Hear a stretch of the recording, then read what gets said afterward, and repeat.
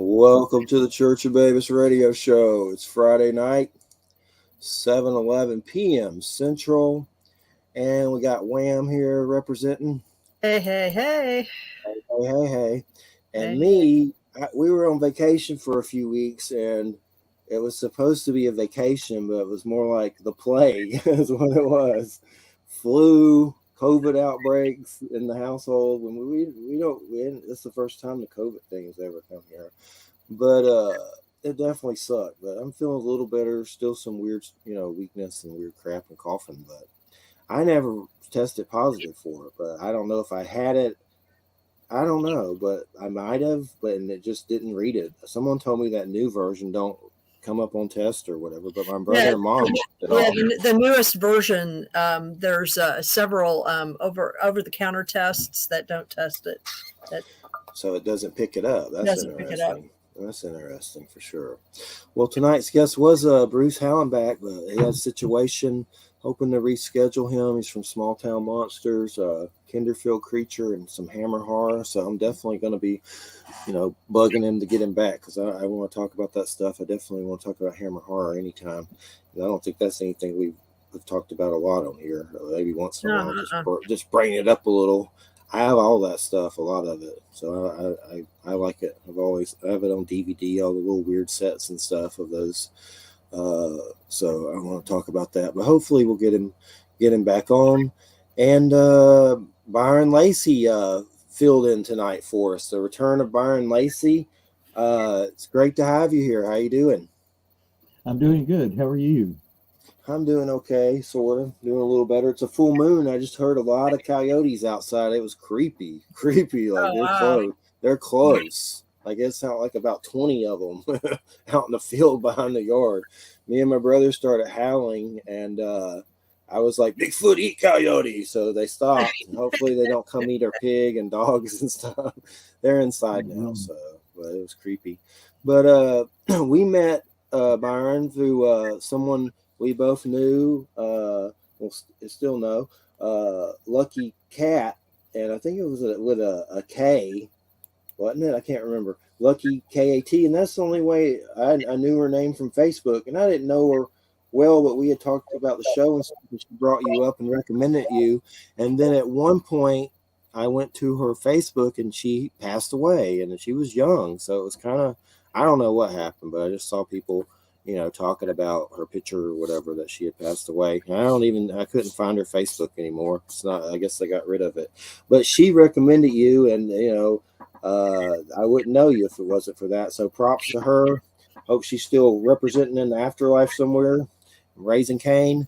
But I just want to, bring that up, that little memorial. But it's great to have you here, and definitely, I know you've had alien experiences, and me and Wham have as well. And you have a book. What is your book called? And it's on Amazon, right? Right. It's called Chosen: Chronicles of an Alien Abductee. I have a visual aid. Nice. Were you on Coast to Coast once, weren't you? Or were you on Coast to? Oh, you weren't. Me neither. I've been on a lot. What are some of the ones you've been on? I've never been on Coast to Coast. I don't think they like me. But but go ahead. What are some of the ones you've been on? I know you've been on quite a few. I really don't remember. I really don't remember, and I don't have a list. Yeah. So once I do something, I sort of leave it in the past. It's on the internet, and if people Google my name, they'll find a lot of stuff. Cool. Well, if you could, what was the catalyst of your experiences? When did this first start? What could you give us a little background for everybody? The first thing that ever happened was in 1956, and my mother would put me to bed every night. I was 6 years old, and we had just moved to Seagoville, Texas, and my father was working at the prison there. She would tuck me in and leave the room, and I would go to sleep. Well, this one night, she tucked me in and left the room, and I turned around to go to sleep, and there were three little men standing at the foot of the bed, and they were on the side, but at the foot. And I yelled for Mom to come in because that looked so weird. I didn't know what they would be doing in my room. and I watched the door for her to come in. She did, and they were gone. Well, she just tucked me in again and told me I needed to go to sleep, and she left. She didn't say anything about them. She didn't say it was a dream, nothing. The next night, the same thing happened. And then the third night that happened, and she sat down and she said, "Son, if they come in here anymore, I don't want you to call me in here, because when I get here, they're going to be gone. You're just going to have to learn to deal with them yourself." And then she tucked me in and she left. Except this time I turned around and they were back. And there was also what looked like Captain Hook from Peter Pan. Mm-hmm. Or from what? Yeah, standing over in the corner of the room. He had a big pirate hat on. He had a sort of a vest, and he was dancing around a little bit. And all of a sudden, I couldn't move, and the bed seemed to be spinning slowly in the room, and the room got larger. And I was getting ready to flip out when everything was gone. The room was back to normal. It was standing still where it was supposed to, and they were gone. Well, I put my head under the covers, put a pillow over my head, and went to sleep. And I figured if they came back, I just didn't want to see them anymore. That was the first experience. What was their appearance like? They looked pretty much like common grays, the little guys, except one of them, his facial features kept changing.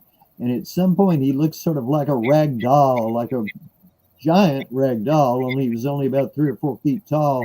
And I think he was trying to project some kind of image into my mind, but he was failing.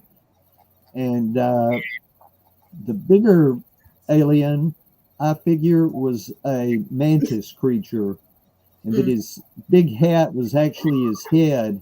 And I was seeing this image of a character from a book that I liked a lot, which was Captain Hook. I liked him, and I liked pirates. Yeah. And then the other two, though, they just looked like grays, although I didn't know what grays were at that time. I didn't know what aliens were at that time. I had never heard of anything like this. So nothing else happened that I knew of, maybe because my head was covered up. I don't know. But I just I never forgot it, but I never knew what it was, or not till many years later. So grays and a mantis-like. What was the mantis-like creature doing? Those, for some reason, always creep me out. That was even worse than the grays. But what was it doing? Did it say anything? Did it communicate? No. I've seen a mantis 3 different times, that time and 2 other times, and they seem really super intelligent. And I think that they are telling the grays what to do. I think they're sort of the boss. Wow. It's definitely fascinating. Well, my experience is just, that's why we do the show, because I had weird stuff happen to me after I was healed from testicular cancer after 17, and then several years later my dad died. I started to have UFO weird encounters where seen some beings, things over the house, every house I moved to, just weird stuff enough to make people come outside and look at it, and you think it's there at your house parked over it, which even freaks you out more that it's there. But I don't remember being taken or abducted or anything like that, but I've seen the carousel of weird stuff, and there's some kind of connection I know with it. But if I have been taken, I don't remember a thing. Maybe they work with me astrally. I mean, that's a possibility. But some of the beings I've seen are small cloaked beings standing around a black box in the woods. Friends saw that with me. I didn't see their faces. They kind of like skinny Jawas, like from Star Wars or something. A cat jumped towards them and they vanished. And another type of being I've seen many of, light beings. I've seen those with my physical eyes to a point to where I thought I was about to die and transition and over to where I could see them in the heavens. I saw them leave my house, and sober under other states of consciousness, I saw the whole gamut. Even saw one standing on the clouds with a friend at one point, and he saw it too. But as far as grays, I've seen those in my mind's eye a lot before the last few years, but I was at where we were formerly living, me and Christina, and someone there was transitioning her grandmother, and I had an experience where I would let the white light from the sun like meditate, and you know how it fills your space and it's kind of weird. And I went into the house and saw a gray standing in there near the grandmother, and it turned and looked at us. And then Christina saw one or something that was gray standing over the bed at night. She seemed kind of made it seem like it was parasitic on some level. So it looked kind of like a bug. Maybe it was a mantis type. I don't know, but it was like standing over me. So I don't know what it was doing, but they seemed surprised that we saw them. And they weren't physical. They were like almost like for a minute, like you see a camera flash and it leaves, or you look at the sun, you'll see weird, things from just seeing that with your eyes, and it leaves an impression. But it was almost like they were like that. But when you really looked, it looked like a gray, like legs and hands, and Right. it's almost like the sun gifted me with the sight, which was kind of weird and something to adjust to. But and the cloak beings, the light beings, and the grays, and once a really small, weird, chubby, fat guy that looked like an alive gray Buddha statue. That was really weird. Maybe that was my dad. I don't think I've ever heard you mention that one before. Yeah, I think I've wrote about it, but it's not one I bring up often. I remember going in a backyard and it was like it almost looked like a Buddha statue, but alive, like you'd see at a Chinese restaurant, but very gray. And it smiled. Maybe it was just something in spirit and just the way it was weird. I don't know what it was, but there's been a few. Another weird one. Go ahead. Go ahead, Byron. I've seen the light beings. They took me into another dimension. I was meditating because I had been told by this psychic that I was an alien, and everything she had told me had come true over a year. So I decided to meditate on that and see if I could believe it. And when I believed it while I was meditating, I felt two fingers, or they felt like fingers, go into the back of my head and pull me out of my head. And I was in another dimension where everything looked like it was lines made out of light. And there were three men sitting against this wall that was like made out of light too. They were made out of light. And they were in thrones that were made out of light. And one of them said, or thought to me, he said, well, first, when I got there, this voice said,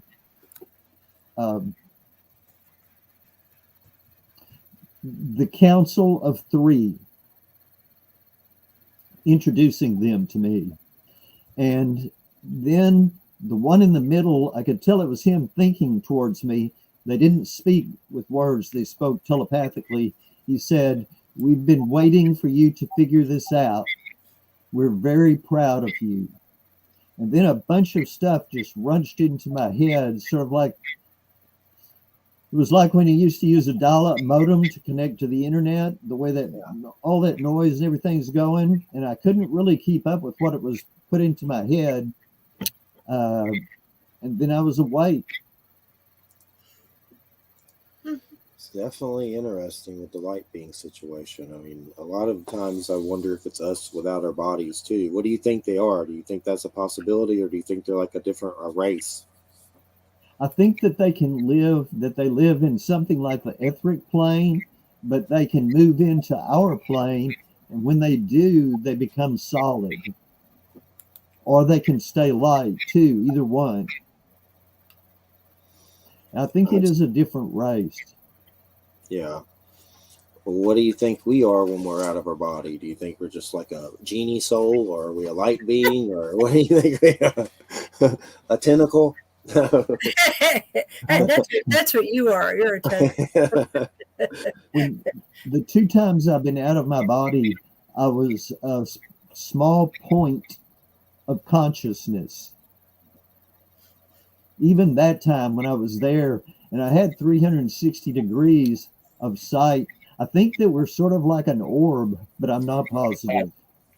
I've thought about that too, because people see those orbs, and then I had Itzhak Berry, this Israeli shaman guy from Inner Tradition, say the dead can travel in balls of light. So we're just like an orb. That'd be weird. Yeah. Just like it's like a webcam. We're just a webcam. God's webcams. I could see 360 degrees, and I can't even imagine that now, but I could see all the way around me, above me, below me, everywhere. Just like a tailless tadpole. Yeah. Weird, for sure. I know that from the shamanic perspective, it's like we're the tentacles with webcams on the end, that consciousness exploring, the web of life and all that jazz, which, makes sense. But I don't know, it kind of creeps me out for just like an orb. I don't know. See that none of that bothers me at all. I mean, I had a reading years and years and years ago where I was told by one of my spiritual teachers, who I guess you'd call him a psychic. I didn't really think of it as a psychic reading. It wasn't defined as that, you know what I mean? But he basically told me that who I am here is actually a composite of several different beings, and that only one kind of track of that is actually originated here, and that there's a long story to that which I could go into, but I don't really care. And that essentially the main part of who I am is part of a group of people that were trapped here, and we're waiting to get back. Hold on for a second. I've got to do this. I just got a phone call. I'll be right back. It's not like a wild bird got loose in your house. But what's the latest thing that's happened to you? How long has it been since you've had a situation or an encounter, or what's the latest? The latest thing was I was saved from death, and I believe it was in 2017. Although this year I did wake up one day and I found 3 bruises on my leg that shouldn't have been there. But in 2017, I was going home from town, and I was on a highway coming home, and the speed limit was 70 miles an hour. Well, before I got on that highway, I pulled past this road that you can go 35 miles an hour. And this voice in my head said, "Why don't you take this road?" I said, I don't want to take this road. I want to get home. I'm in a hurry. And I just finished eating dinner in town. Well, I got on the road and I got up to 70 miles an hour, and I was getting ready to pass this truck, and he put on his blinkers to pass the car in front of him, so I let him. I slowed down a little bit. He got around that car, and I gunned it, and I got up to 70 and 75. That's the speed limit, 75 miles an hour. Well, I noticed that he was pulling into my lane. So, and I knew he knew I was there. I was almost even with his cab. So I pulled into the turn lane. We were going up a hill, and then I saw he was starting to come in to the turn lane with me. So I knew if I slowed down, I was going to hit the trailer of his truck. So I gunned it up to 77 miles an hour, topped the hill, and at that point I saw, and it was very dark and there was no moon, but I saw a black line across the road about 4 feet up off the ground, maybe 5 feet. And I'm going, what is that? And all of a sudden I realized it's the trailer and the cab of a semi that's blocking the entire 3 lanes, the turn lane and the other 2 lanes. So I slam on my brake. Although that didn't matter, I had 45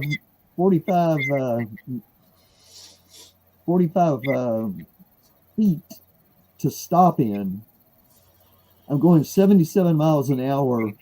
I looked on the internet. It takes 300 feet to stop a pickup going 75 miles an hour.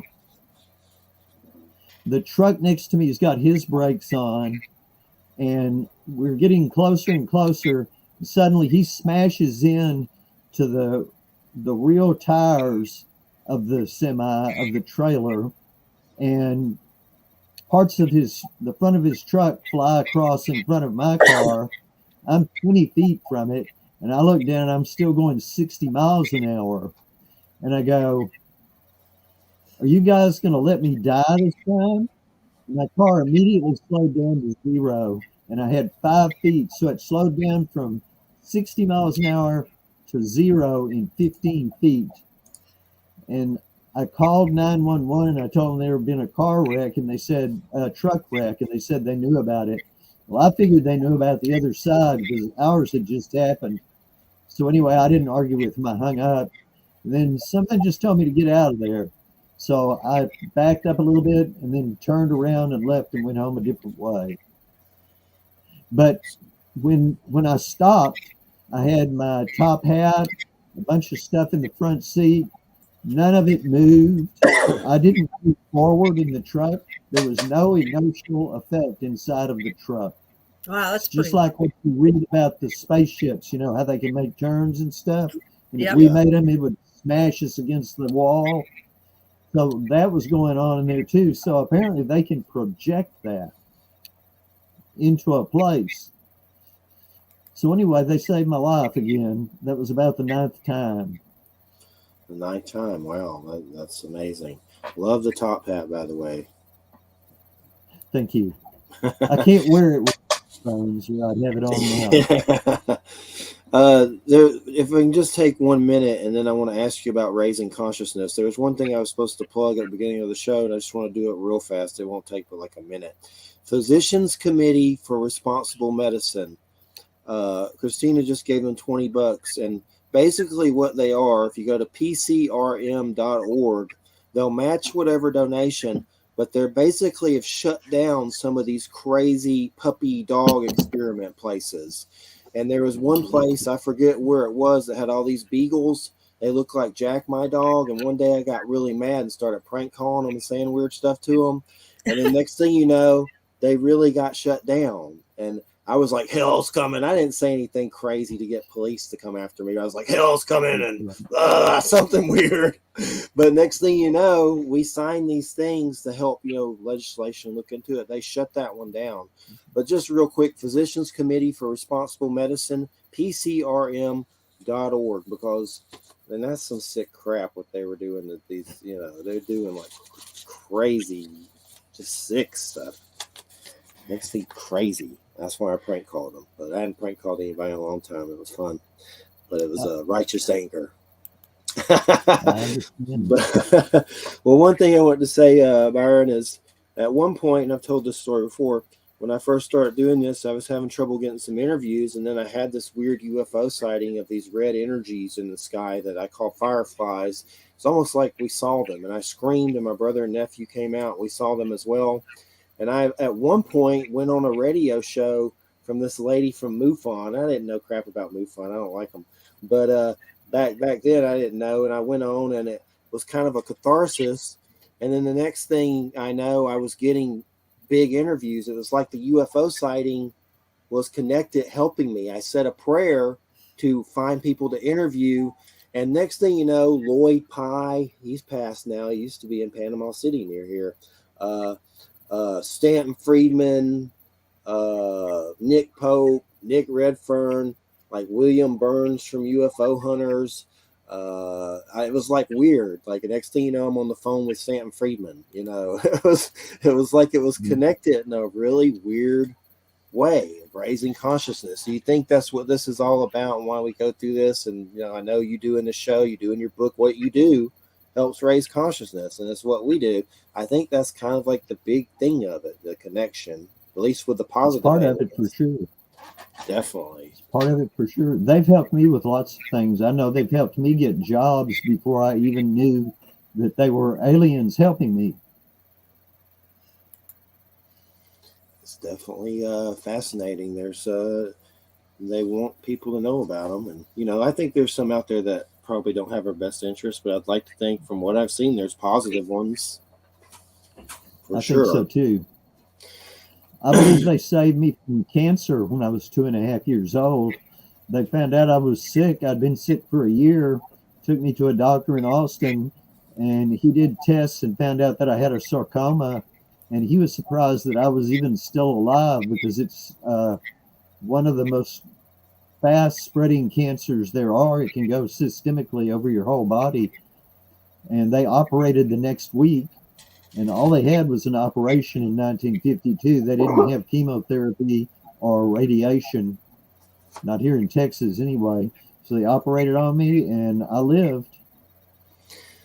Do you think you've been completely physically taken by them, or has it have been astral? What do you think? Both. I've been on, it's either one or two ships that I knew I was on the ship. In 2009 is when I discovered, or when a friend told me that I was an abductee, and I told him he was crazy.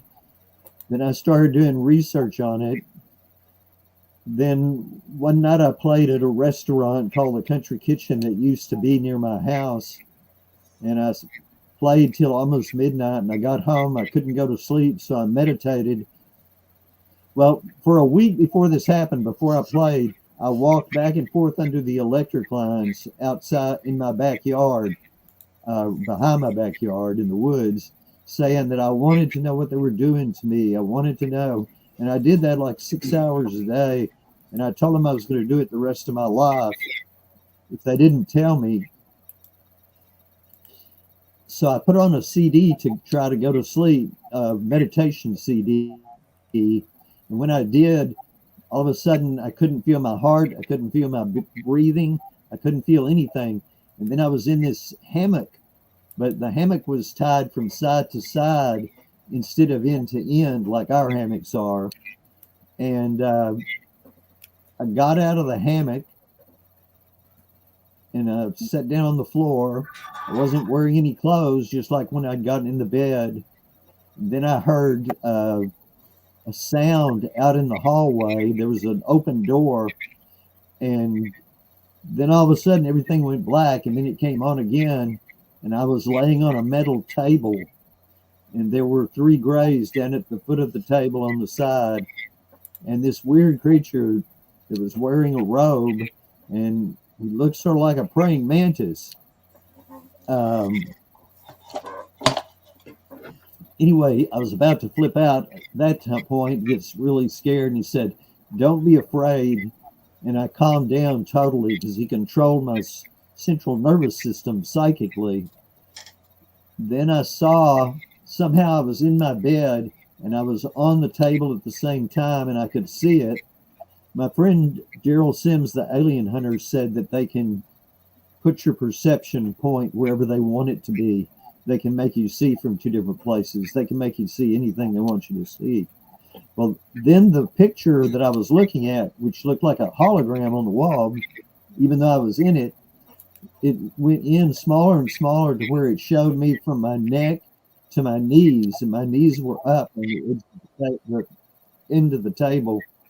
And then it turned black and white, and then it turned X-ray, and I could see through myself, and I could see that they put a tube up into my body. They did the anal probe. And then I was awake in my bed, and I thought, wow, I've been on the ship. And then I turned over and went to sleep, which was weird because it usually takes me an hour to go to sleep, especially after something exciting happens. Next morning, I woke up and I drew the picture of that guy that I'd seen wearing the robe. And then I started crying. And I cried for about 30 or 40 minutes, and I couldn't figure out why because I wasn't sad. But then I thought maybe it's something subconscious is leaving my body because of this experience. That evening, I went over to my friend's house that had told me I was an abductee not long before that in 2009. This all happened in 2009. And I told him what happened, and he said, yeah. And I said, well, look. And I took out the piece of paper and unfolded it. I said, I saw this guy, and I've never seen anything like him, and this proves that this was a dream. And I handed it to him, and he put it on his desk, and he turned around, and he typed in an address on the computer and pulled it up, and there was a child's drawing that looked almost exactly like my drawing, and it was labeled a mantis creature. Wow. So it didn't prove it was a dream. So why do you think they do the old probe? Was it a medical exam? I haven't the faintest idea. I've always said if they come across intergalactic space to do that, maybe it's a prostate exam, hopefully, or something that's for the good of your health. I would hope, for sure. 2 feet to my body, that's way past the prostate. And I don't have a prostate because it was removed when they did the cancer operation on me. Oh, okay. Well, it's Took out the definitely. bottom and threw that ladder. I have So two it's books something called. else. I have 2 books called Probes Happen and Probes Happen Again. It's just interviews with UFO people. So try not to be too humorous about it, but it's serious and it really has happened to people. And who knows? It may have happened to me. That's the biggest thing. I wonder if this stuff happened to me and I'm just so brain wiped that I don't even know it, And that's part of my I think problem.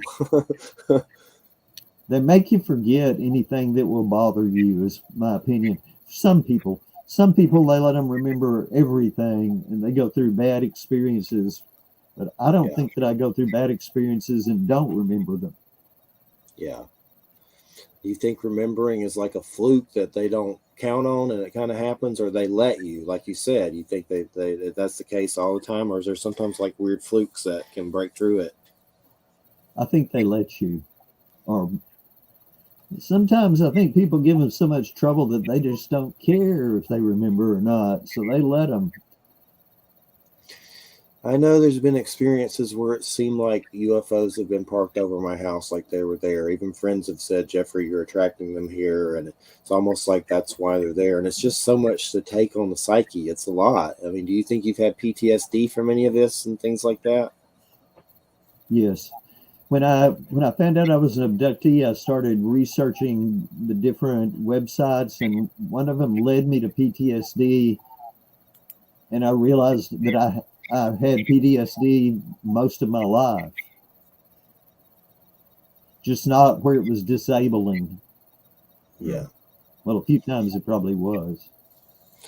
I think I have some from some of it. I mean, there's possibilities I've been, taking, but I don't really know. So tell us a little bit or a lot about your music. I've heard some of it. I remember.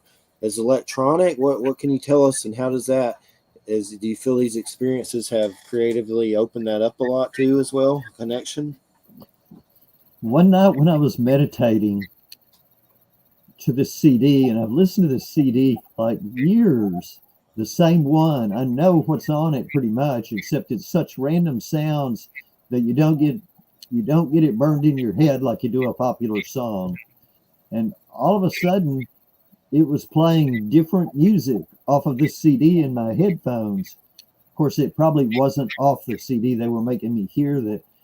And instead of a synthesizer, though, it had regular instruments, but they were making sounds the way a synthesizer makes sounds. They weren't making regular music, and they were doing it to a rhythm so that it made sense. Well, after that was over with, I was just going, wow, this is really strange. And it reminded me of some hip hop rap music in a way. But then when I heard dubstep, it really reminded me of dubstep. And I thought I could make this music. Now, this took over a year for me to figure out, but I thought I could make this music with a synthesizer. And just if I put a good solid drum beat behind it, which I have a really good drum machine. Several critics have thought that I used real drums. That I could play anything I wanted as long as it basically matched the rhythm. And so I started experimenting with different sounds, and my music's not like anything. I sort of consider it the classical music of the future. Was it Close Encounters? Da, na, na, na, na. No, it's not like that. Yeah. I've heard it. Is there a place online where you still have it where people can listen? Because I remember listening to something. I remember. You can hear small clips on Amazon.com, on iTunes, on almost any place that sells music. It's on there. If people just look up my name, Byron Lacy, they'll be able to find it, especially at Amazon.com. And then I play some. Oh, it's on YouTube, full songs with a music video that I've made, several music videos. I use professional clips to make them. Like I just put one up called Arcturian's Arrival, and it has a lot of rockets and pictures from in the space station and different stuff like that, planets.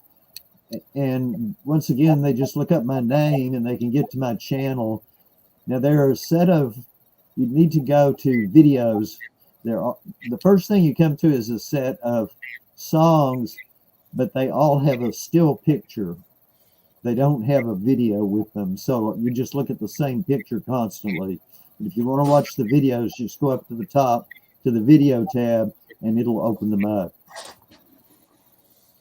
There's about 12 of them. And that's under BYRONLACY. That's right. And I'll have to check it out some more for sure. I know you. So do you feel like these experiences have alienated you? I feel like that on a lot of different levels. Like it makes you feel like an X-Men mutant and you kind of just don't, you alienate yourself from society on some level. You feel like that's happened? First, you just can't talk about it to anybody at first, especially back in 2009 even. But once I published my book in, which I don't remember the year. Once I published my book, I figured it was pointless not to talk about it. So I just started telling everybody. And a few people thought I was nuts. 2015. A few people thought I was crazy, but not many. Most of them believed me. By then, I'd been around this group of people, and I didn't talk very much. I sang at the restaurant with some of them there, but they believed me that something was happening. However, I do I pick up people's emotions. It took me a long time to realize that sometimes I'd feel emotions that weren't mine. They were actually somebody else's. Once I figured that out, things got a little bit simpler, but it's just easier for me to stay at home rather than going out and being hit with all this stuff. I'm right with you on that. Stay at home. Stay at home. Impact. Sure. People are a piece of, Too much. I stay out in the woods. I live in the woods, basically. What do you do out there? What do you do out there in the woods? Well, I work on Facebook. I'm on the computer more than I'm out. I'm around people a lot, but they're on Facebook and stuff. Yeah, they're on the computer. Yeah. Yeah. Nature is the And place I to like go. that. Yeah. Nature is the place to go, that's for sure. I used to live more and go out in the woods a lot more, but here I haven't as much. But Yep. I did the other day. I just went and sat on a log out in the middle of some woods, and that helped. But definitely the peace that's out there. I've got 2 acres of woods, and then there are woods across the street from me, woods behind me, pasture land. I'm 12 miles out in the country. I was out in some woods not too long ago at this guy's house that lives near a cemetery, and the cemetery's well taken care of and everything. But in the woods, there's a trail, and he's made it into like, I don't know, it almost reminded me of a weird haunted house, like a spook trail. But he has like all these weird, like a sidewalk out there, wood panel, like on the trails, like that. It's weird. But anyway, as you go out there, there's graves from the cemetery that they've just forgot about that are just out in the woods. Like weird, like creepy. I loved it. It was really creepy. And they're old. And it's just like, for some reason, I guess because they're in the woods, the cemetery just said, screw it. just kind of forgot about them. But there's a piece Probably out so. there, but definitely a nice spookiness that I like. So, have you ever had any Bigfoot kind of stuff, anything like that? I have a book on Bigfoot. I love it. I love that subject. But anything about that ever come up? No, I've never seen any of the cryptoids or anything like that. Not that I know of. Well, I did see a huge bird on the side of the road one day going into town early that looked like a buzzard, but he seemed to be about 5 or 6 feet tall. And I did a double take, but I was late for work, so I didn't have time to turn around and look for him. So I don't know what that was. He was black. Sounds a little strange. I've seen a big bird in the sky way up high, like creepy. Almost thought it was like a thunderbird or something. Like it was Yeah. way up there, like and big and black. So there's things out there. I thought I saw a Bigfoot when I was a kid, but I swear it might have been a kid messing with my brain out in the woods, saying there was things in the trees. And my mom freaked out and called the cops, and they made me draw it. And I drew like this little Wookiee or something. But they said something about spider monkeys escaping from a carnival nearby or something weird. But I don't know what I saw. I was young and stupid with some skater jerk that might have been like messing with my brain or something, saying something was there that, trying to convince you something's there and it wasn't. Maybe I was too young to even know. But it's an interesting subject, Bigfoot. I mean, there's so many theories about that and workers for aliens. And then you got Stan Gordon in Pennsylvania with all the Bigfoot UFO stories. When you start mixing that stuff up, it gets really interesting. Like he has serious cases about that stuff, mixing that stuff up. So it's definitely fascinating for sure. But I don't think I've ever seen one. I'd like to. Why do they always show their stuff to like Republican hunters that shoot them in the face? Like I don't like they're like Trumpelgooch. You like Trumpelgooch? Here I am. I don't get it, but I've interviewed that Justin Smeja guy. Claims he shot one, which they claim he's full of crap. But a lot of people get mad under that written interview on my site, cussing them out and stuff. But I don't know. It's an interesting subject, especially if you tie it in to maybe a Nephilim biblical connection and stuff like that. It gets really weird for sure. But so the aliens that you've seen, it's been grays, is in the light beings. Has there been anything else besides the mantis or anything else come up? Anything small and cloaks? I've been always trying to figure out what those things are. Little cloaked beings. There were some men that were about 1.5 to 2 feet tall.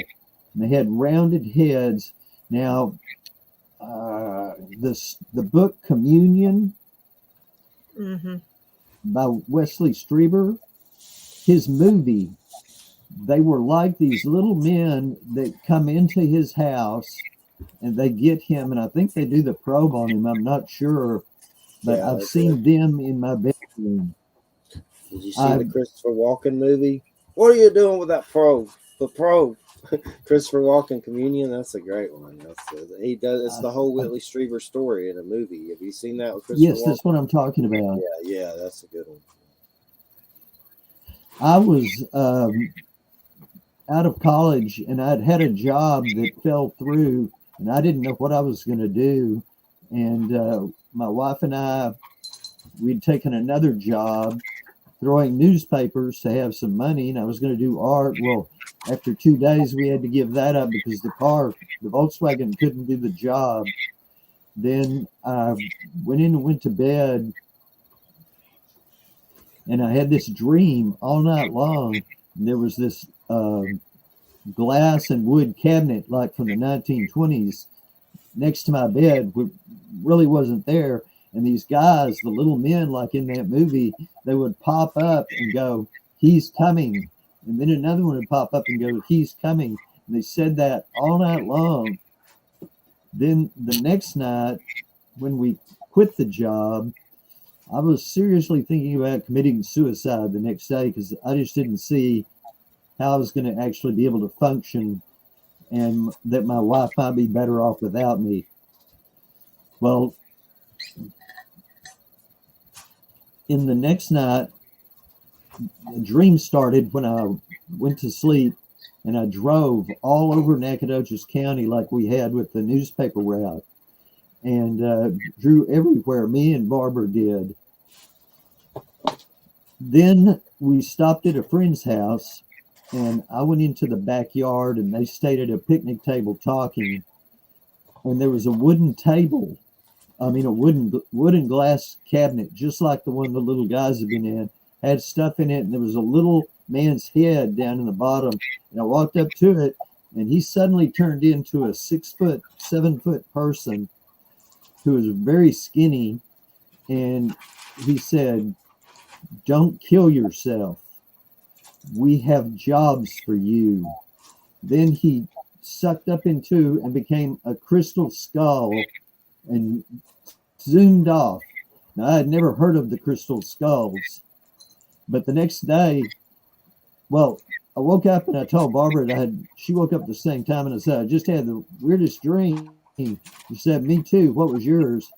Well, we had both had basically the same dream, except I was at a picnic table with this friend and she was in a car, an old car that wasn't moving, with him and me. And then I got out and went into the backyard, and they got out and got under the car because they were afraid because the landlord was coming. And then her dream ended and my dream ended, and we woke up. Well, I didn't kill myself, obviously. I didn't even think about it, or I thought about it, but I decided not to because he had said not to. I mean, he was very to the point. So we went to this bookstore that had opened up in Nacogdoches where we knew the woman that ran it, and she had it in her house. And that day I saw an article in a book about the crystal skulls, and two other people came in and they told us they were hiring janitors at the college and I should go down there. So I went there and they got me a job. They put me in the education building where I had just gotten my teaching certificate before. And a year later, I got another job teaching in Livingston. Ooh. So I think they got the jobs. Connection. It sounds like their spirit. I didn't even have to look at the jobs. The head of the department, who is my teacher, he got the job for me. It's kind of like their spirit guides too. On some level. Yeah.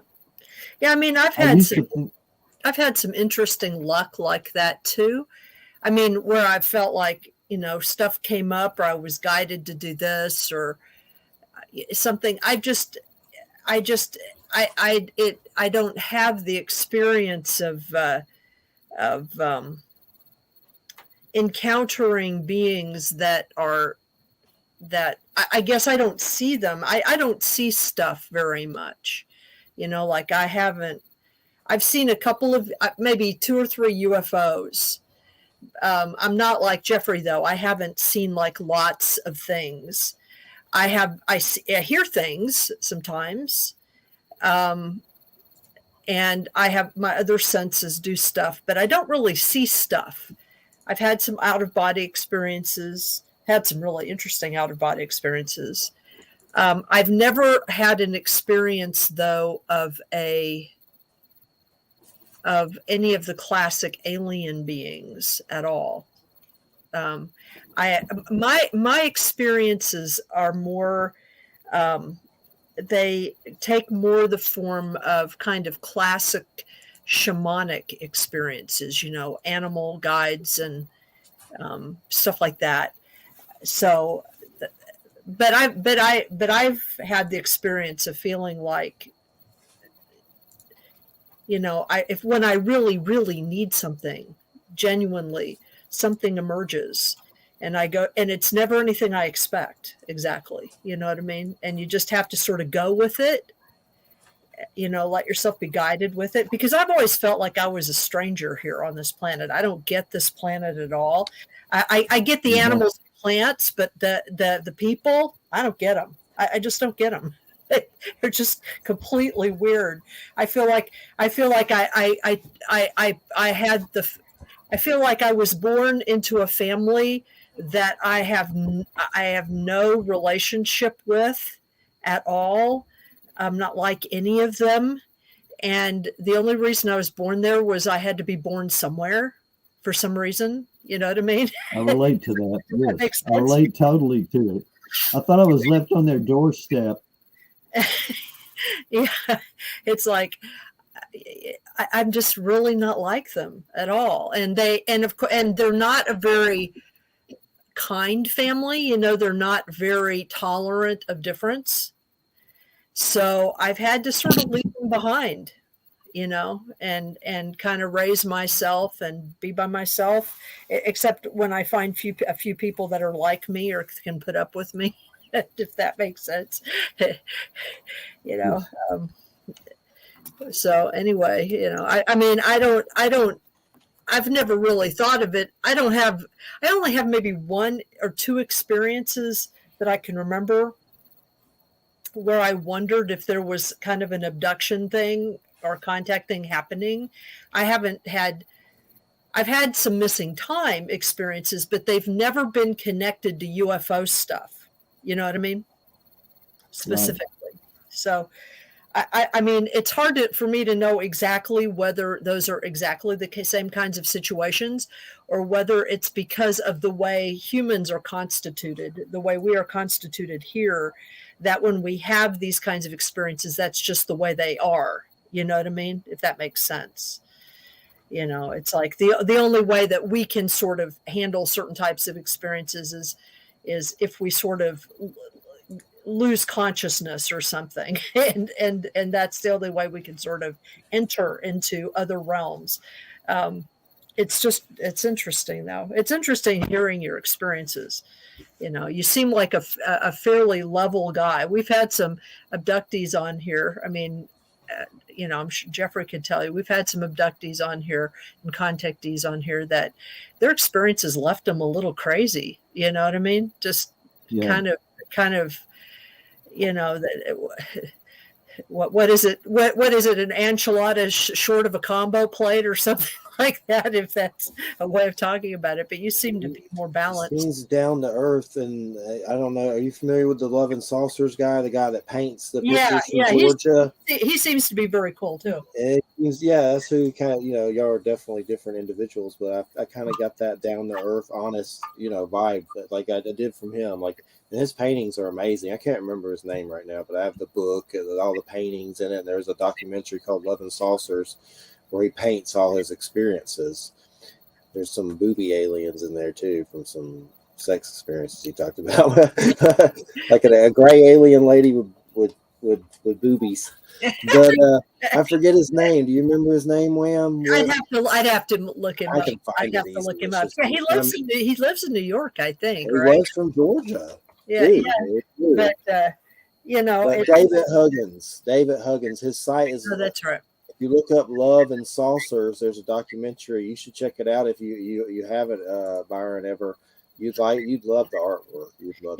He's. I think it helps. Like, you know, you do creative stuff too, Byron. You know, you do music and you find ways of expressing stuff. And I think that people who do stuff like that, you know, it helps them. I think it helps them. I was thinking about my father the other day, and I think one function he had, because he was emotionally distant and sort of cold, was to cause me to want attention. And that's probably one of the reasons I went into the arts, is where I could, you know, do stuff in front of everybody and get attention. So he actually served a purpose. Right. Yeah, I think that the one thing that my father did, because my father is a very, well, he's like got dementia now, blissfully ignorant, you know, delusions about himself. But I think that the one thing that he did do was my experiences with him forced me to really do deep kinds of searching, you know, spiritual searching even. Right. Because, you know, in order to get past the trips that he put on me, I had to really work on myself. You know, it was like, I almost killed myself too. I had to really, really, really work on myself. And because it became really clear to me at a certain point that something wanted me here, because I tried to do I've had some really close calls. There's really no reason why I shouldn't be dead. Me too. And I've had some really close calls, and my conclusion from that is that for some reason I'm supposed to be here, and I'm supposed to go through whatever I'm going through here, and then when I'm done, it's something will be wrapped up. I don't know what it is exactly, but something will be wrapped up. So, and I've been assured that no matter what I go through, I will be taken care of somehow. That it'll work itself out. It'll figure itself out. It's been pretty tough sometimes, emotionally and physically, but I relate to that. That's definitely it's like that. but for some reason it's like I'm just supposed to be here. So that's all I can really, I do the things that I do, and she's got a lot of cool native connections. That native. Yeah, I mean the direction that I've taken with all of this is I do more of the shamanic, I guess that's what you call it, spiritual kind of approach to all of it. I tend to believe that the alien stuff, what we call the alien stuff, I mean, they're alien to our human side, but they're not obviously alien to us. Like they're not alien to you if you're one of them, right? It's just it could be they worked with the shamans, except that they came to the shamans in a way that the shamans could understand. Yeah, well, and that's doing what shamans do. It's sort of like the process is learning how to open up your consciousness in a certain kind of way, so that so that maybe it's less traumatic. Maybe it's easier to sort of I don't know what the word is, assimilate the information, integrate the information, even maybe tell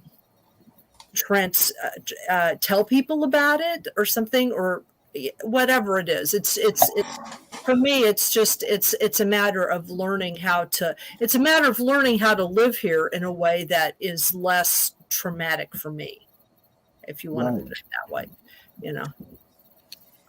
I've always felt like I was being watched after, and at a point where I needed a job, I wanted to know. I had a chance to go to California to look for a teaching job at this sort of a college fair type thing, although they didn't call it that. And I ended up calling this psychic in New York because I'd been drawn to his ad in a magazine, and I asked him if I should move or not, or if I should stay here. And he said, you should stay here. I said, well, why do you say that? He said, well, you're being looked after. I said, I'm being looked after by who? Is it angels? Is it spirit guides? And he said, I don't know. They won't let me see who they are. And I said, well, is it angels? And he said, I see two hands, and they are holding you. They're giant hands, and they're holding you. And that's all they let me see. And the next day I got a job working for the Texas Department of Human Services. A friend had the job, and she decided she was going to get married. She called me and told me to call them and talk to them.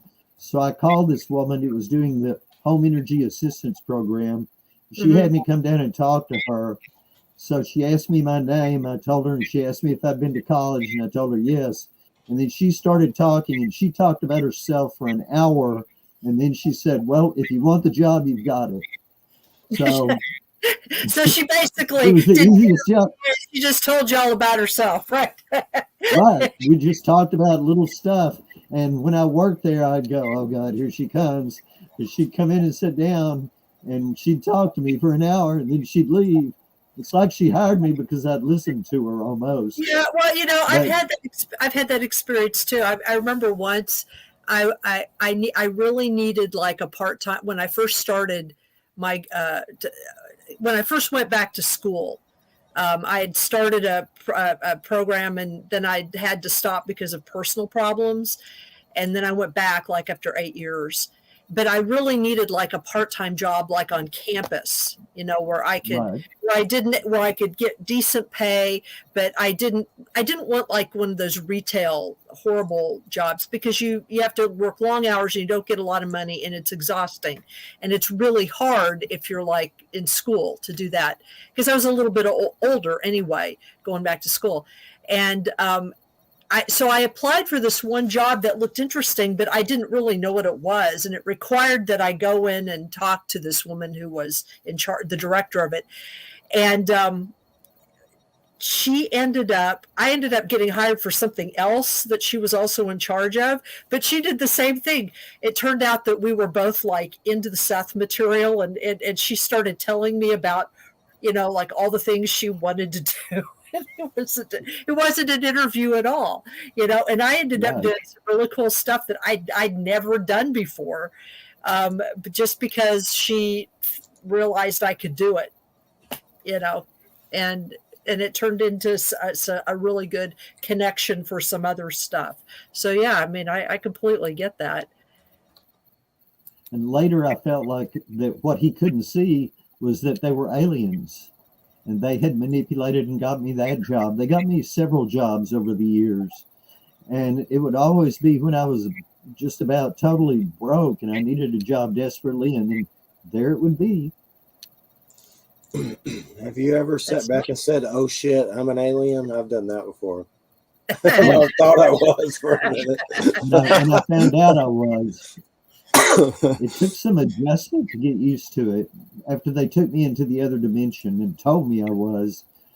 But all before that, I kept going, I must have been an orphan and got left on my parents' doorstep. There's something to it. I think they're family on some weird level. Like, I mean, probably when we croak, we go back to them and hang out with them. Maybe it's some kind of like a mission to come here to help. I don't know. I want to get I call light myself worker. Cuckoo. a soul hybrid, where from what I've realized, or what I think that they were pouring into my head, was I was going to be put into this body. I was going to be a walk-in, and I had agreed to come in as a walk-in because I would be able to remember everything, and they were going to switch me with the soul that was in this body when it had the operation for cancer at 2.5. But that soul decided it didn't want to come here at all. So I was born here. And when I was born here, I forgot everything. It was like, nope, not coming. I don't blame it. Really, I don't either. I don't blame it at all. Of course, it would have had the easiest time if it just lived to 2.5 years old. That was some of the best times in my life with my family, was when I was the only child. And I was with my mother all the time. My father was always at work. I got a weird story with Whitley Strieber, and it's not the me and him had a fight a long time ago. It was kind of stupid over Richard Hoagland or something. He said something on his wall, "You're doing humanity a favor." I wrote something about Hoagland. It's a long time ago. But anyway, I wrote him an email. He's like, "Anybody that associates themselves with Mabus, that word, must be crazy." And anyway, that was the end of that. It was just some stupid childish thing. But I've always admired his books and stuff, but I've heard that he can be an a-hole. And I've also had another author tell me that he has like definite proof that he does have some weird CIA kind of stuff going on. And this guy's like a big author. I don't want to say his name, but and it was kind of weird. But anyway, to the point, I don't want to get into the gossipy crap. That's just the forefront to make you understand this story. I love his books. They help me on some level. I love the Walkins movie. I wish me and him, didn't have that little conflict, but it happened. But the other, he probably don't remember it. He probably doesn't care. But my point is, I found these two comic books from 1997, Caliber Press, called Beyond Communion 1 and 2, and it's supposed to be 2 comics. I guess it's telling some of the encounter stories. And I found 2 in the USA, and it was like 20 something bucks or something, and I got them. Well, during Christmas, the package completely vanished into thin air. It's like tracking picked up, shipping, and just totally it's like I think Whitley and the aliens came down and said, "Oh, Jeffrey, we hate you," and just vanished the package. It never came back. The guy went to the post office from eBay, the business dude, and talked to the supervisor, and they could not find this package. But anyway, I just reordered them, and they're hard to find. I just got this is the only ones. If this doesn't come, I'll never own them ever. And I spent $20 probably, and Canada, and I found part 1 and 2, and hopefully it doesn't get lost. But it's just weird. It's gonna. I guess I don't have the Whitley blessing. well, you know, Mercury is in retrograde in Capricorn, right? Yeah, for sure. And well, I just found these 2 on in Canada, and we'll see what happens. But they go, the aliens may suck them up into the ethers as well. But love the Christopher Walken movie. I've seen it a million times. I've read all the books, not all of his, but a lot of the main communion ones I know. But who are some of the authors that you've come across that have helped you? I mean, is that one of the big medicines that help us? It did me, finding other people. Well, there was one book, and I can't remember. It's two sisters. I can't remember their name or the book, but they're abducted, and people come to their house and try to set up machines to detect them, and they can't. But also then a book by Daryl Sims, and Daryl Sims himself, the alien hunter, he helped me a lot. He investigated my case by email, and he would look at my pictures, and he'd talk to me about stuff. And I've spoken at his HUFON, Houston UFO Network, not related to MUFON. I've spoken at his meetings 2 different times after he had helped me get my head together. And the lady, I can't remember her name right now, that writes about Betty and Barney Hill.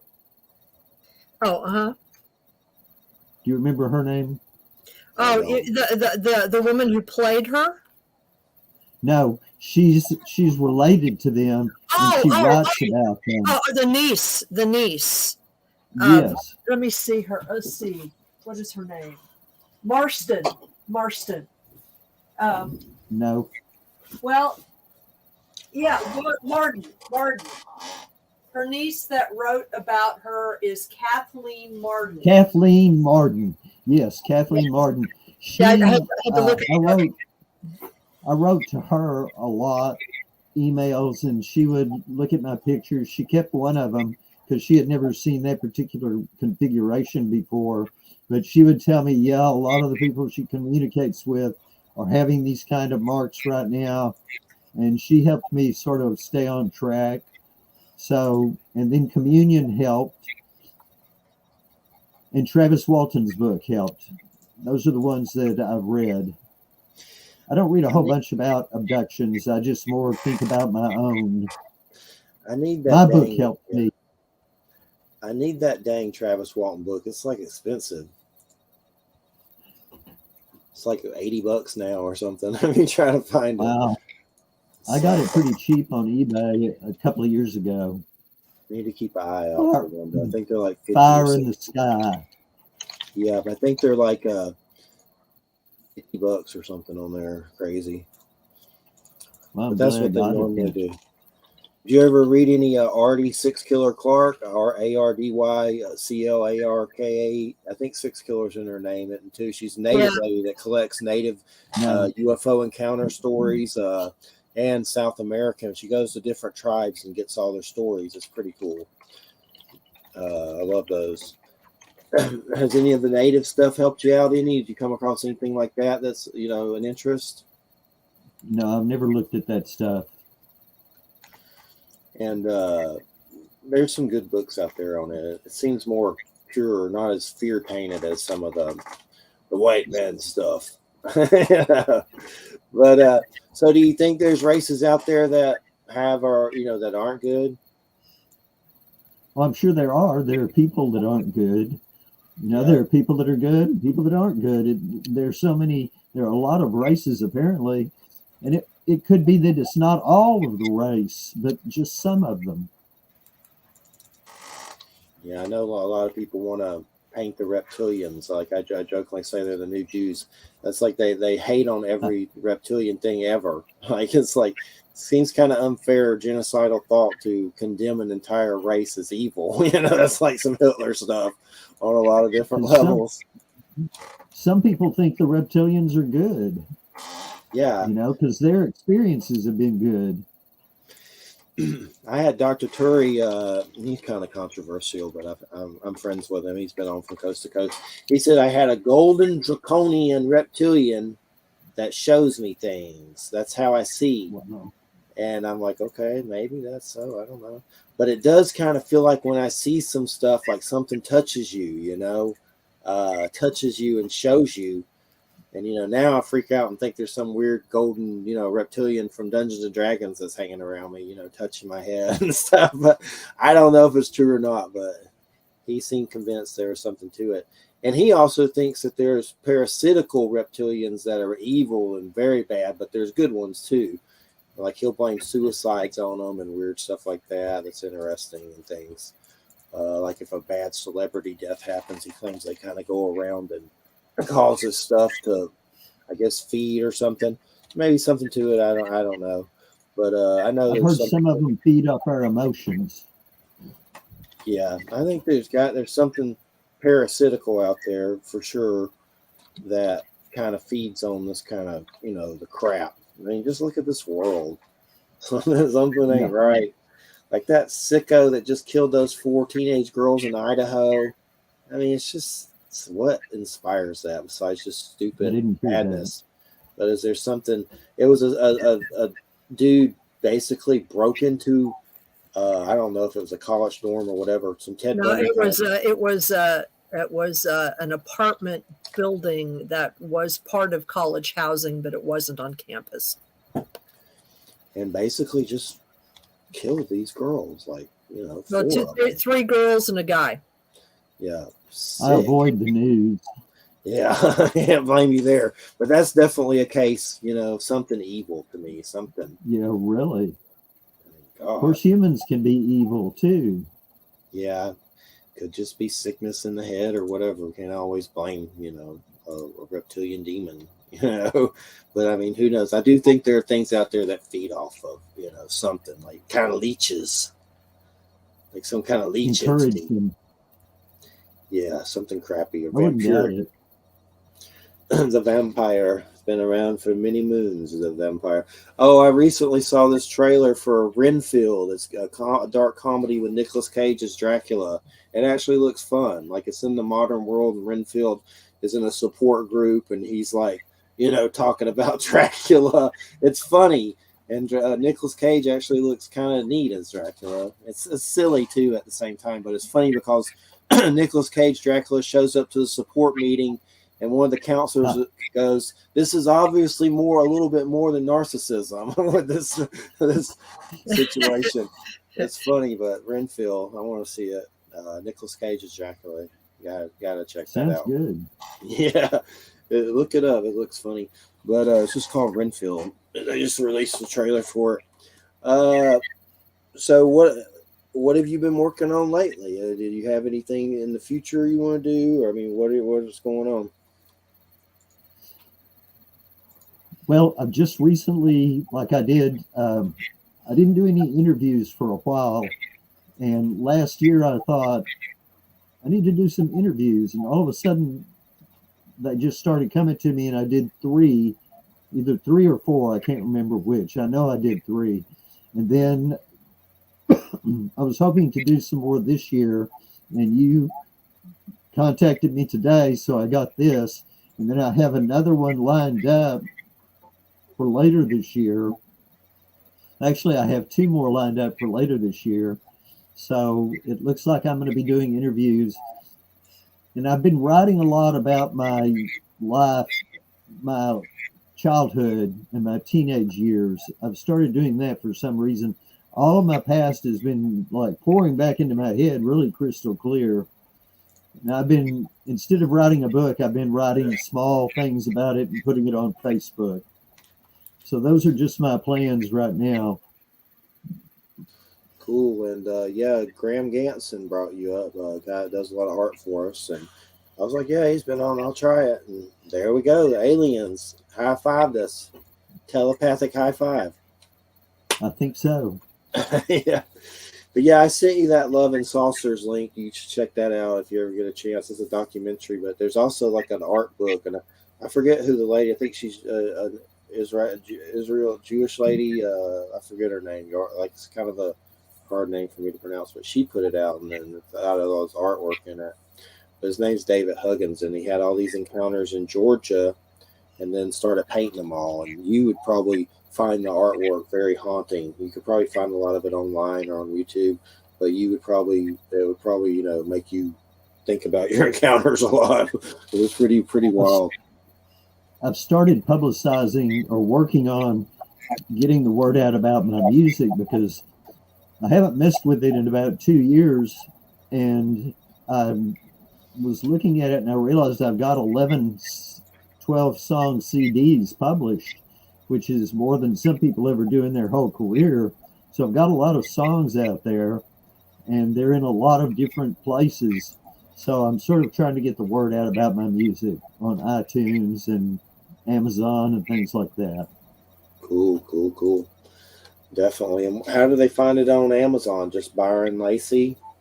Yeah, that's the easiest. If you do Byron Lacy music, it will bring up all of my CDs. If you do Byron Lacy books, then it'll bring up my 3 books, Chosen, and one of them is a science fiction book called Heroes and Villains. Very cool. Well, we'll talk. Definitely check it out, and it's worth hearing. We stop at 5 till, so we got a little bit of chunk time left. We're going to talk some more about your stuff, but I wanted to ask Wham real quick. Yeah, it doesn't have to be real quick, but I know you've been doing your blog. Has there been some UFO stuff that you've been looking at lately? I know Byron will find this stuff fascinating as well, but I want you to at least plug your blog one good time and tell us maybe a little bit what you've been working on. Yeah, well, what I've been working on lately, the last, I don't know, maybe 4 blogs, and it's going to go on for a little while, is I've been reading some books that I guess are considered to be classic, but not necessarily as well-known books in UFO literature. And so I did like the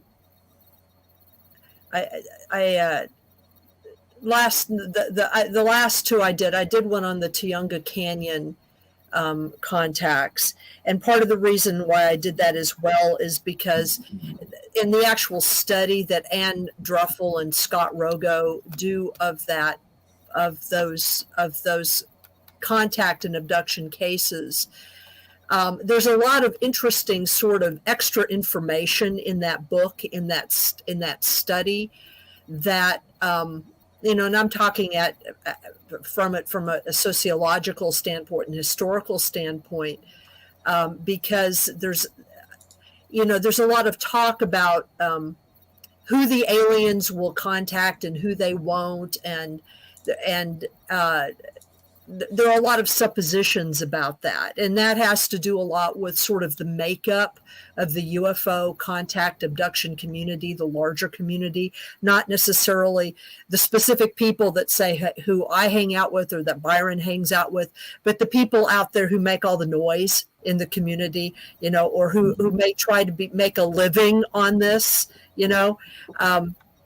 And so that book, the Tioga Canyon Contacts, actually has some really interesting stuff in it about the relationship of the the relationships of the women, the contactees, the abductees that are having these experiences. There's the kind of health and illness information that's given. It's actually very interesting, but in ways you don't expect.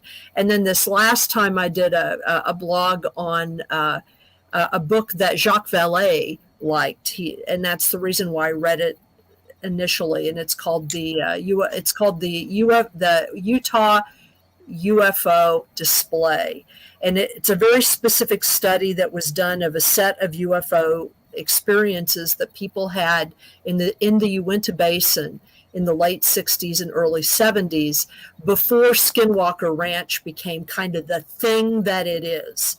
All right. And it's actually a really interesting study in the sense that people were having these really interesting experiences within a particular social context, and some of the experiences are rather unusual, and they don't fit into the sort of standard of what we think of as UFO experiences now.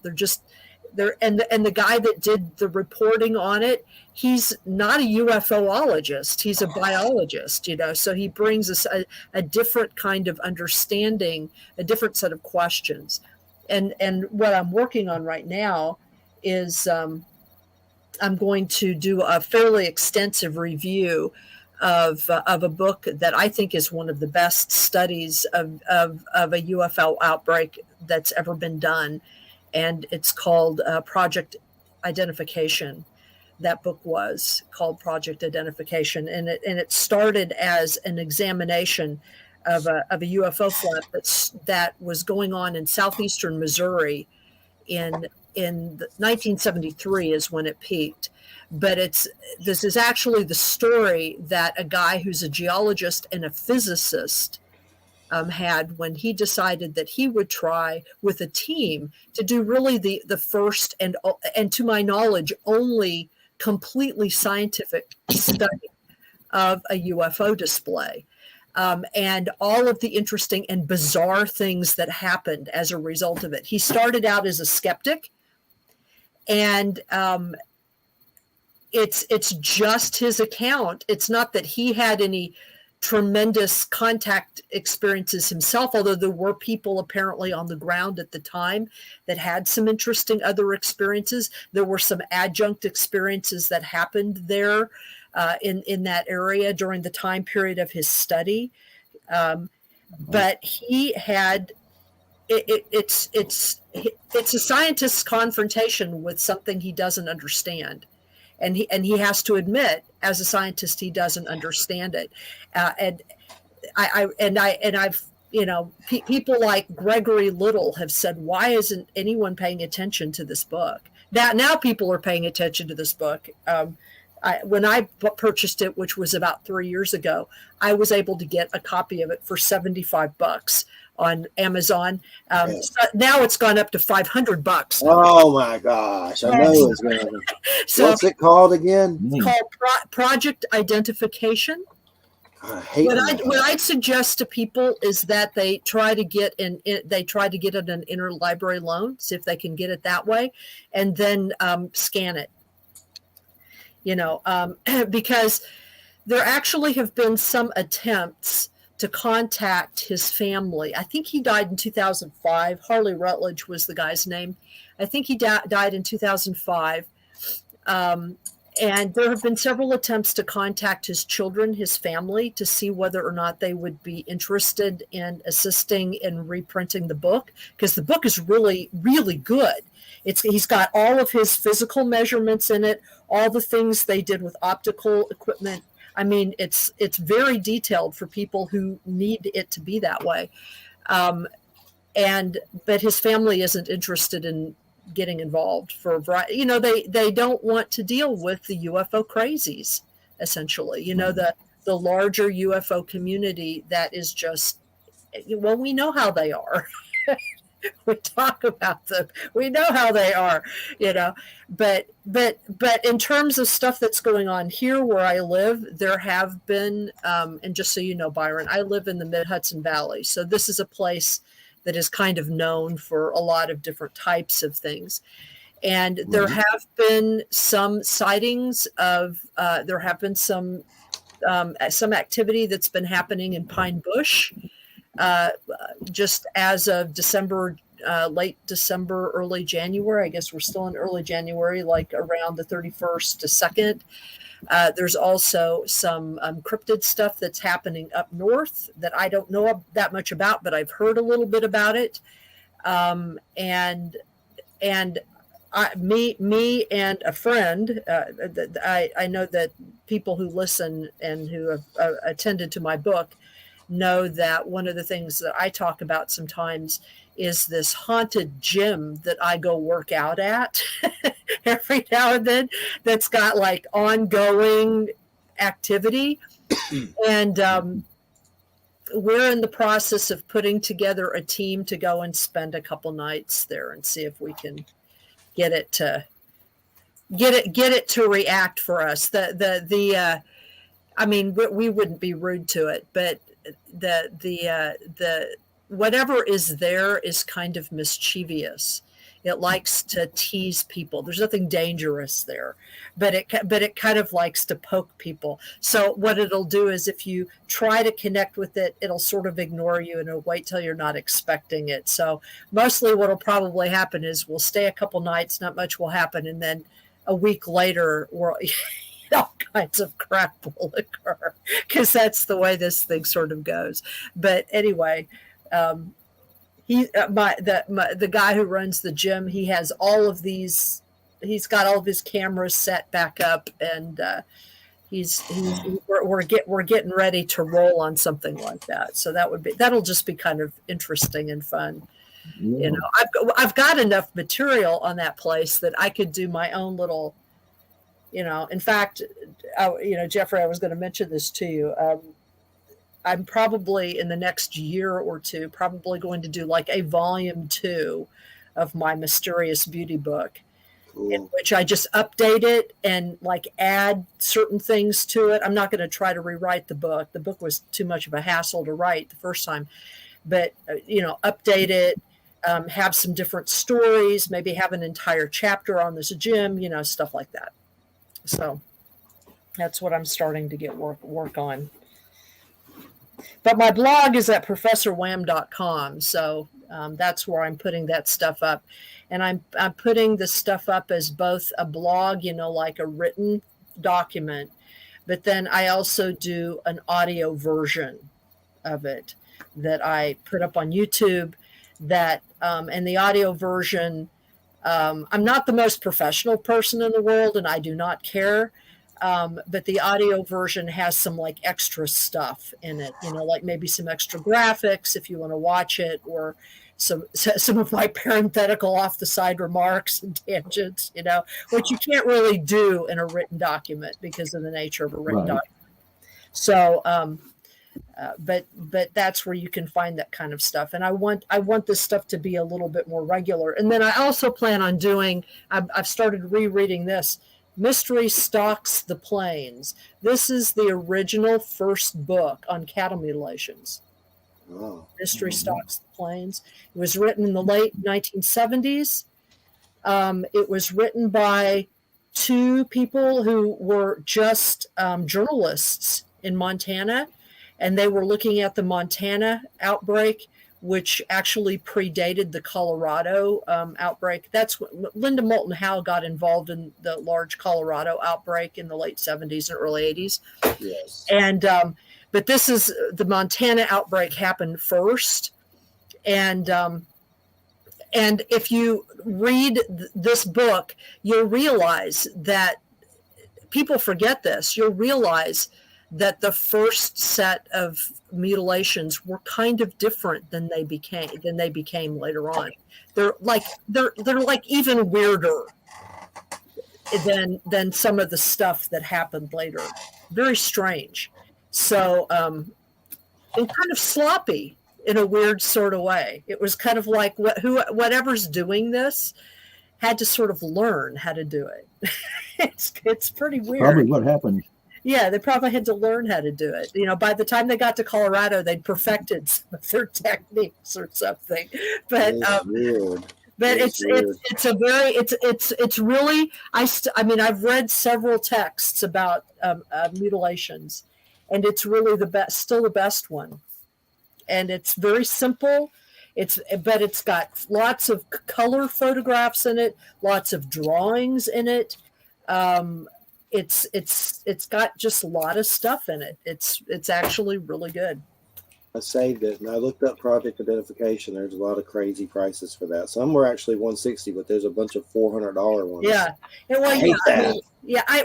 I know. I was lucky in that I actually found a copy of this at a used bookstore, and I was like, oh my God, they don't know what it is.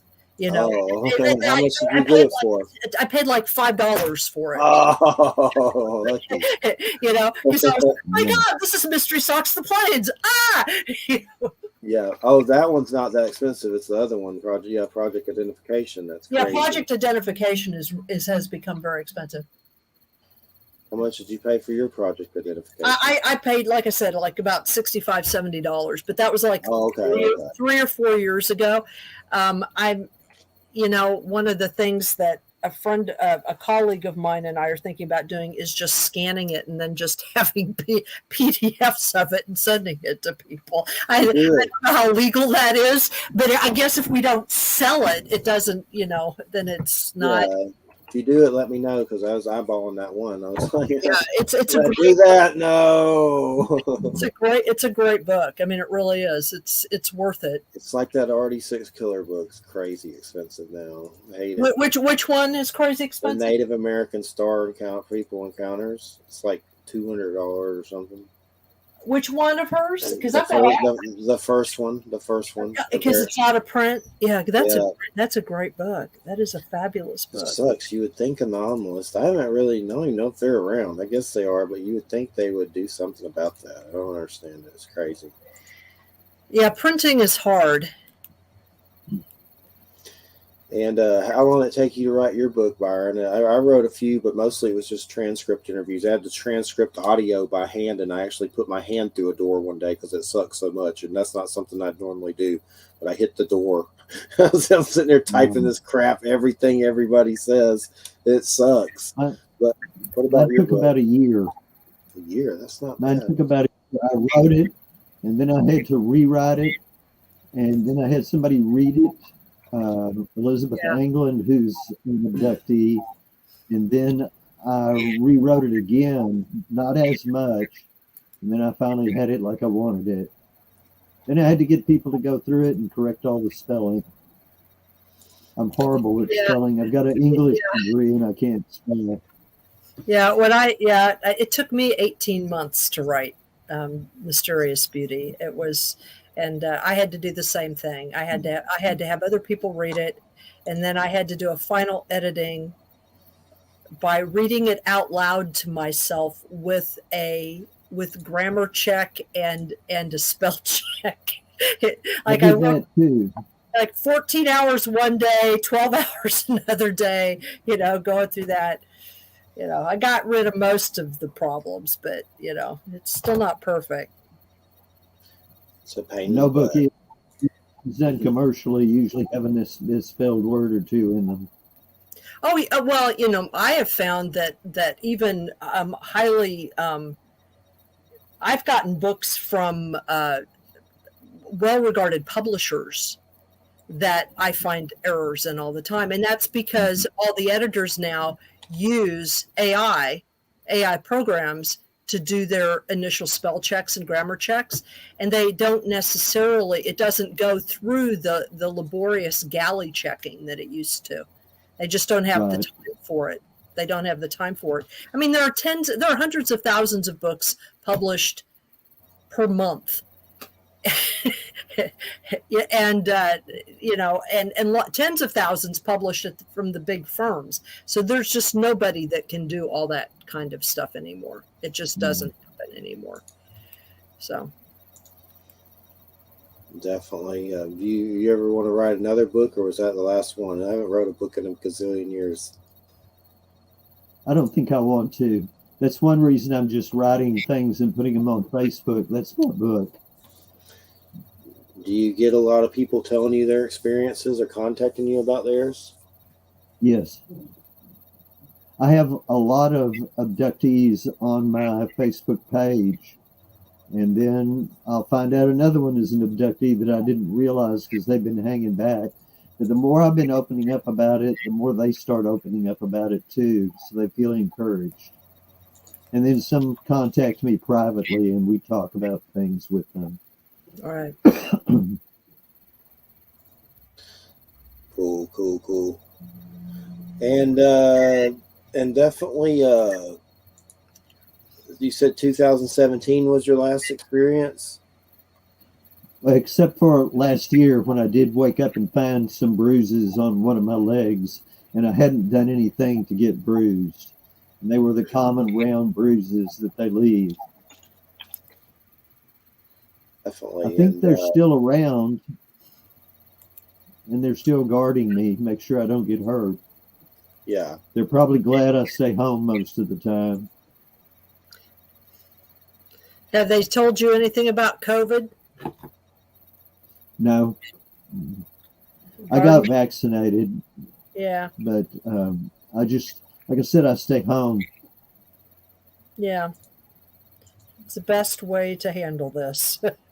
Everything here just closed down, at one point and destroyed my social life. I was eating out almost every night. I knew a lot of waiters and waitresses. I knew a lot of people. I knew cooks. I knew a lot of people in the restaurant industry. When that shut down, that was it. Yeah. Yep. It's been crazy, especially with like the flu mixed and all that crap and all this other stuff. Something else with RA or something weird. I don't even know. I can't keep up with all this crap. Try not to, unless you just gotta. I just go to the grocery store and I know the store real quick so I can rush in and be out in 30 minutes. Well, I can be home in about 30 minutes. I just saw an article, Mel Gibson months from shooting the Passion of the Christ sequel. Oh, what is that going to be? Revelations. Supposed to be making some movie about Rothschild, about a Jewish banker that's already pissing people off, and that Shia LaBeouf, he sounds like he's a pain in the ass, but he's supposed to be in it too. I saw that somewhere. But the light being situation is definitely. There's been times where I've looked into the heavens and seen them like in another dimension almost. Like it's strange how you can look out into the heavens and it's like these little bitty stars, all kind of like connecting, and I think those might be spirits on some level. And then you see regular stars or whatever, but there's like these little clusters that are weird, and it's almost like looking into a Sims game. You're looking at the little Sims talking. I've had that experience a lot, and I know in Jeffrey Mishloff's, who I've interviewed, his book Roots of Consciousness, there's an astronomer that says some stars are indeed deities. So stars are very interesting. We've had a guy on about star healing, and he taps into it for magical practices and stuff like that. Jerry Sargent, I think. I'd have to look it up. Yeah, I think that's right.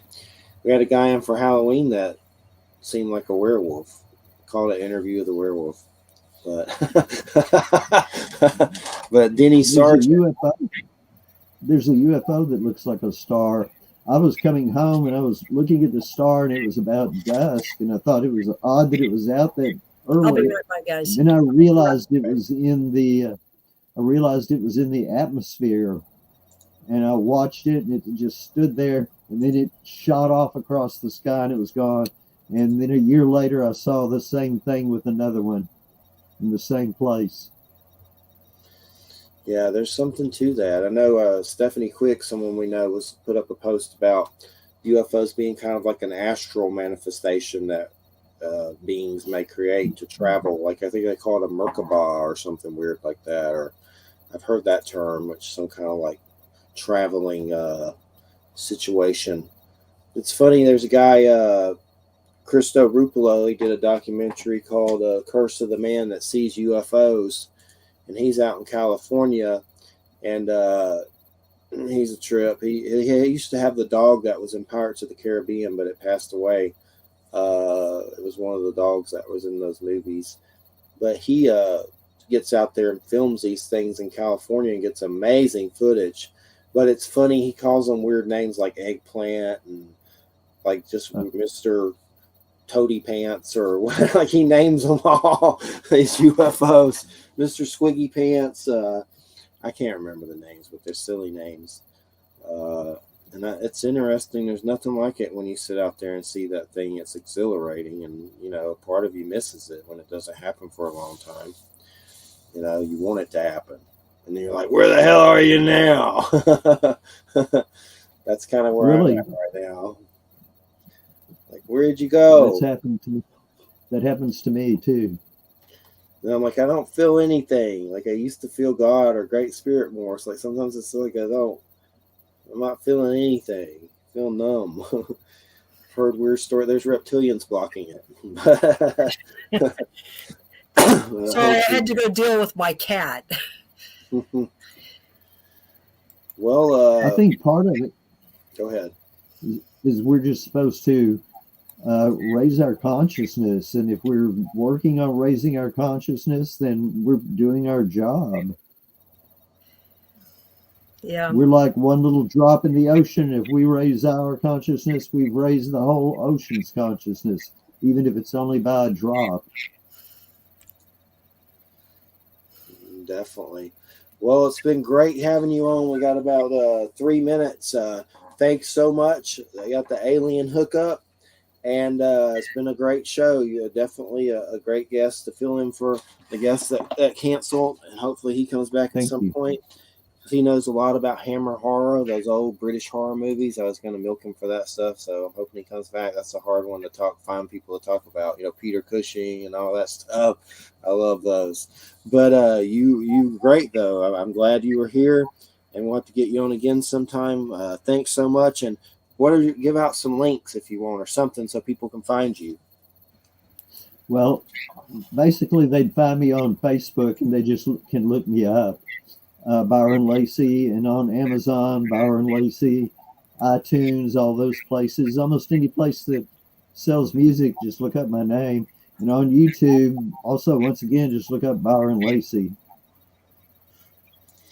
All right, Byron. Well, we appreciate it so much. It's been a great show.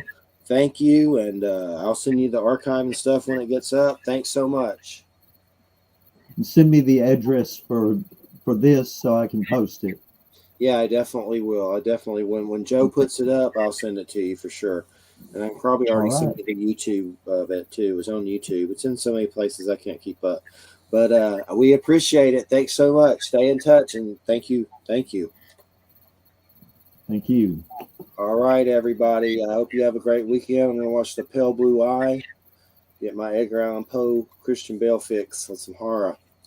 Go for it. Yeah, for sure. It's based on a book that's New York Times bestseller. I'll have to check it out sometime. I like those old creepy ones where they're like Civil War weird stuff going on. Like I've been watching a lot of Westerns lately. But if I can find, or stop animation.